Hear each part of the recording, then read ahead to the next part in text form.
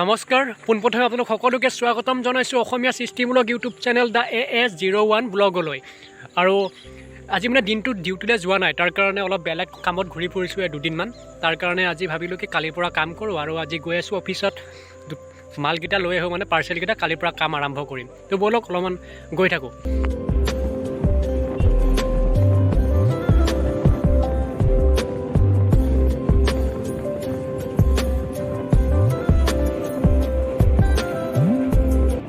video' দিব একেবাৰে পৰা নাই গৈ আছিলোঁ গুৱাহাটী এটা বিশেষ কামত তাৰ কাৰণে নহ'লগৈ